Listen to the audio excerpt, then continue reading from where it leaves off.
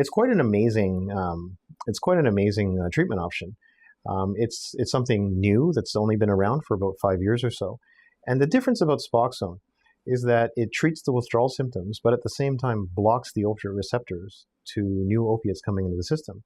So the beauty of that is that if someone uses opiates while on Suboxone, the effect of the opiate is blocked, including the euphoria, but more importantly, the overdose risk, if you get to a sufficient dose of Suboxone. It's a very simple medication to use, much safer than the opiates that are currently prescribed by doctors, much safer than methadone, and the time it takes to start someone on Suboxone is fairly quick. You can stabilize someone on Suboxone within 1 day, and people are comfortable and not needing to use opiates after that. There are some difficult situations where it may take longer, but your typical Suboxone start only takes about, only about 6 hours.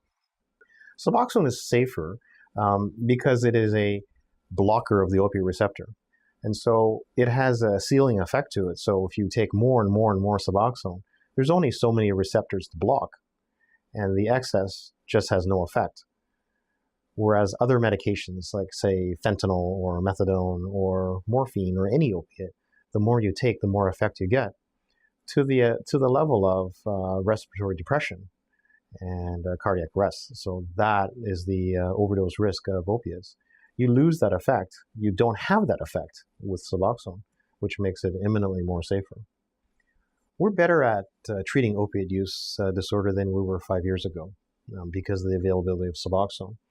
And with the new delivery systems that are coming available very shortly, the Suboxone implant, which is on the market currently, and the Suboxone injectable, soon to come to market in the fall, October, November 2019, we're expecting to get that to market.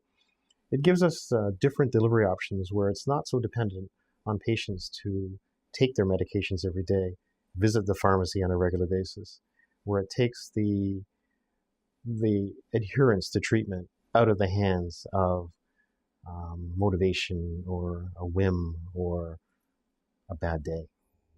The trick with starting Suboxone, and the only trick, is that if someone is fully loaded with opiates in their system, and we put a blocker into the system, it puts the patient into withdrawal. So that's the only trick. That's the only teaching point. And so we adjust our start doses and our schedules based on how much opiates we think are in the system. And that's where it takes a bit of a judgment. But we've developed protocols for various clinical situations to address that. And hopefully we'll be publishing something shortly. It is getting out there by word of mouth, but someday. You believe them or not, and then there's some objective scales, rating scales we teach doctors to use. And from that, you correlate that with your urine drug test, the patient's report, your knowledge of what drugs are on the street, and then make a decision on what schedule you use to start. But basically, it's very, very similar with small tweaks.